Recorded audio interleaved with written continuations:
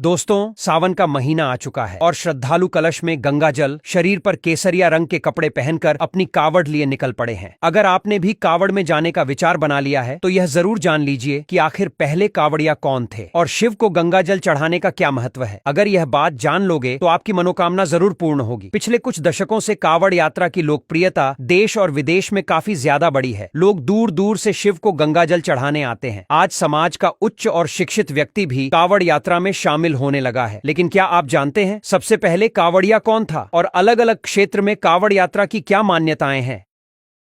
दोस्तों, आपने समुद्र मंथन की कथा तो सुनी होगी कि किस तरह से देवताओं और असुरों ने समुद्र मंथन करके अमृत कुंड को समुद्र से बाहर निकाला था। इसी बीच समुद्र से जहरीला विष भी बाहर आ गया था और मानव जाति के उद्धार के लिए भगवान शिव ने उस विष को पी लिया था। विषपान करने की वजह से भगवान शिव का कंठ नीला पड़ गया था। विष के प्रकोप को कम करने के लिए और कंठ को ठंडक पहुंचाने के लिए भगवान शिव को गंगा नदी और कई पवित्र नदियों का जल पिलाया गया था। लेकिन आज भी इस बात को ध्यान में रखते हुए भगवान शिव को गंगा जल अर्पित किया जाता है और शिवलिंग पर जलाभिषेक किया जाता है, जिससे कि भगवान के कंठ को ठंडा रखा जा सके। कावड़ यात्रा का भी यही महत्व है और इसीलिए दूर दूर से यात्री कावड़ उठाकर भगवान शिव को जल अर्पित करते हैं। अब आप यह जरूर जानना चाहोगे कि पहले कावड़िया कौन थे। दोस्तों, कुछ विद्वानों का मानना है कि पहले कावड़िया भगवान परशुराम थे, जिन्होंने उत्तर प्रदेश के बागपत के पास स्थित पूरा महादेव का कावड़ से गंगा जल लाकर जलाभिषेक किया था। परशुराम जी इस प्राचीन शिवलिंग के लिए गूढ़मुक्तेश्वर से गंगा जल लेकर आए थे और परंपराओं का पालन करते हुए उन्होंने सावन महीने में गूढ़मुक्तेश्वर से जल लाकर पूरा महादेव का जलाभिषेक किया था। दोस्तों, कुछ विद्वान यह भी मानते हैं कि परशुराम नहीं बल्कि भगवान श्री राम पहले कावड़िया थे। उन्होंने बिहार के सुल्तानगंज से कावड़ में गंगा जल भरकर बाबा धाम में शिवलिंग का जलाभिषेक किया था। वहीं कुछ लोग रावण को भी पहले कावधिया के रूप में देखते हैं। ऐसा माना जाता है कि भगवान शिव को विष के नकारात्मक प्रभावों से मुक्त करने के लिए रावण ने पूरा महादेव स्थित शिव मंदिर में शिव जी को जल अभिषेक किया था। रावण के इस जलाभिषेक से भगवान शिव विष के प्रभावों से दूर हुए और इसी मान्यता के आधार पर कावड़ यात्रा की परंपरा शुरू हुई। वहीं कुछ लोग ये भी कहते हैं कि देवताओं ने शिव को पहला जलाभिषेक किया था और उन्हें ही पहला कावड़ यात्री माना जाता है। कुछ मान्यताओं के अनुसार समुद्र मंथन से निकाले गए हलाहल विष के प्रभावों को कम करने के लिए देवताओं ने भगवान शिव को पवित्र नदियों का शीतल जल अर्पित किया था। ऐसा कहा जाता है कि सभी देवताओं ने गंगा जी से जल लाकर भगवान शिव को जल अर्पित किया था। इस जलाभिषेक के बाद ही कावड़ यात्रा की परंपरा शुरू की गई। आज भी ज्यादातर लोग इसी मान्यता के आधार पर कावड़ यात्रा में भाग लेते हैं और भगवान शिव को हलाहल विष के नकारात्मक प्रभावों से मुक्त करने के लिए जल अर्पित करते हैं। दोस्तों, आपको क्या लगता है, आपके अनुसार पहला कावड़ यात्री कौन था? आपके क्षेत्र में किस मान्यता के आधार पर कावड़ ले जाई जाती है? कृपया हमें कमेंट करके जरूर बताएं।